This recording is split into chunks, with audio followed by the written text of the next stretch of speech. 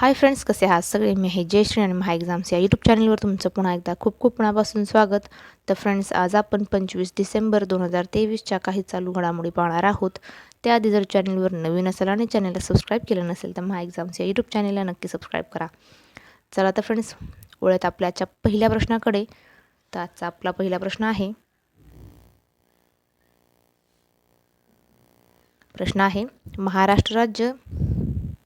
महाराष्ट्र राज्यात कोठे महिलांची जागतिक लॉन टेनिस स्पर्धा होणार आहे? उत्तर आहे सोलापूर येथे.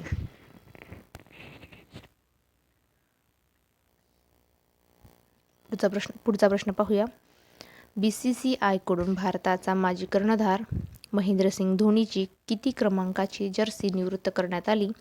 उत्तर आहे 7 क्रमांकाची जर्सी निवृत्त करण्यात आली. उत्तर आहे 7. पुढचा प्रश्न पाहूया. प्रश्न आहे, कृत्रिम SI डिझाईन ही नवीन कृत्रिम बुद्धिमत्तेवर आधारित कंपनीचे संस्थापक कोण आहे? उत्तर आहे भावेश अग्रवाल.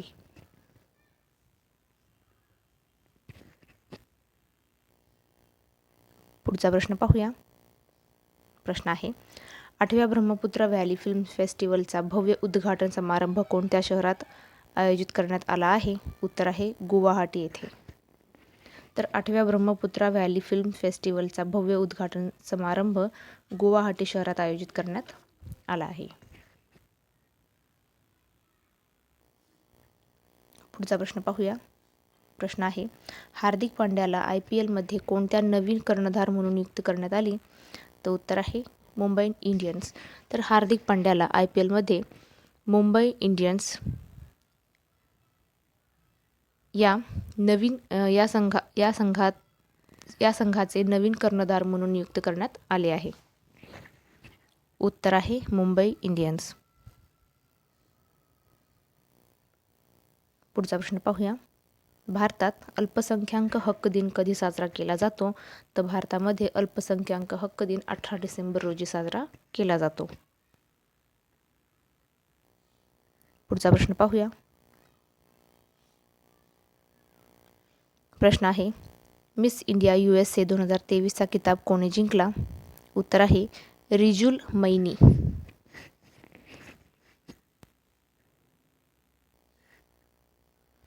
पुढचा प्रश्न पाहूया.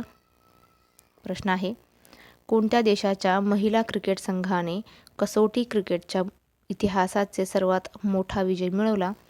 उत्तर आहे भारत.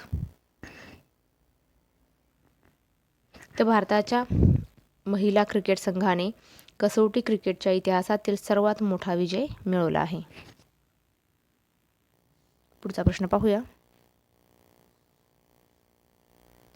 प्रश्न आहे, देशात कोणत्या राज्यात करोनाच्या नवीन JN1 विषाणूचा रुग्ण आढळला आहे?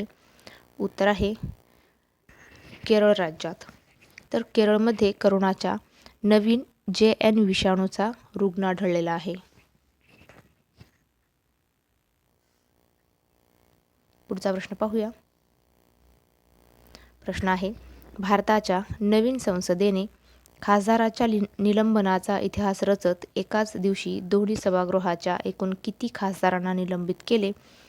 उत्तर आहे 78 खासदारांना एकाच दिवशी दोन्ही सभागृहाच्या खासदारांना 78 खासदारांना निलंबित केले. पुढचा प्रश्न पाहूया. प्रश्न आहे, NCERT तर्फे यावर्षीचे राष्ट्रीय बाल वैज्ञानिक प्रदर्शन कोठे आयोजित करण्यात आले? उत्तर आहे पुणे येथे.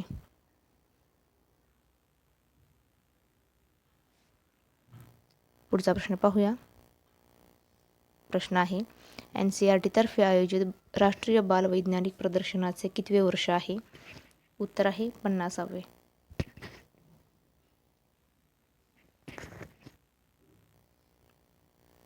पुढचा प्रश्न पाहूया. IUCNच्या अहवालानुसार जगातील किती हजार जैविक प्रजाती नामशेष होण्याच्या मार्गावर आहे? उत्तर आहे 3000 प्रजाती जैविक प्रजाती नामशेष होण्याच्या मार्गावर आहे. उत्तर आहे 3000. पुढचा प्रश्न पाहूया. प्रश्न आहे जगभरात एकूण किती जैविक प्रजाती आहे? तर उत्तर आहे जगभरात 14,898 जैविक प्रजाती आहे. पुढचा प्रश्न पाहूया. प्रश्न आहे लोकसभेत नवीन दूरसंचार विधेयक 2023 सादर झाले आहे. ते मंजूर झाल्यावर कोणत्या वर्षाच्या भारतीय टेलिग्राम कायद्याची जागा घेणार आहे? तर 1885च्या कायद्याची जागा घेणार आहे. तर लोकसभेत नवीन दूरसंचार विधेयक 2023 सादर झाले. ते मंजूर झाल्यावर 1885 या वर्षाच्या भारतीय टेलिग्राम कायद्याची जागा घेणार आहे. उत्तर आहे 1885. पुढचा प्रश्न पाहूया. प्रश्न आहे कोणाच्या हस्ते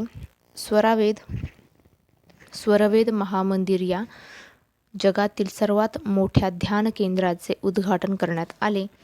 उत्तर आहे नरेंद्र मोदी. तर नरेंद्र मोदी यांच्या हस्ते स्वरवेद महामंदिर या जगातील सर्वात मोठ्या ध्यान केंद्राचे उद्घाटन करण्यात आले. पुढचा प्रश्न पाहूया. प्रश्न आहे भारतात कोठे जगातील सर्वात मोठे ध्यान केंद्र उभारण्यात आले? तर उत्तर आहे वाराणसी येथे. तर भारतामध्ये जगातील सर्वात मोठे ध्यान केंद्र हे वाराणसी येथे उभारण्यात आले आहे. पुढचा प्रश्न पाहूया. प्रश्न आहे कोणत्या देशाच्या भारतातील राजदूतपदी रुवेज अझरची नियुक्ती करण्यात आली आहे? उत्तर आहे इस्रायल. तर इस्रायल देशाच्या भारतातील राजदूतपदी रुवेज अझरची नियुक्ती करण्यात आली आहे. उत्तर आहे इस्रायल देश. तर इस्रायल देशाबद्दल थोडक्यात जाणून घेऊया. इस्रायल देशाची राजधानी आहे जेरुसलेम. भाषा आहे हिब्रू अरबी. सरकार आहे संसदीय लोकशाही. पंतप्रधान आहे बेंजामिन नेतान्याहू. स्वातंत्र्य दिन आहे 14 मे 1948. ब्रिटिशांपासून स्वातंत्र्य मिळाले. चलन आहे इस्रायली नवा शेकेल.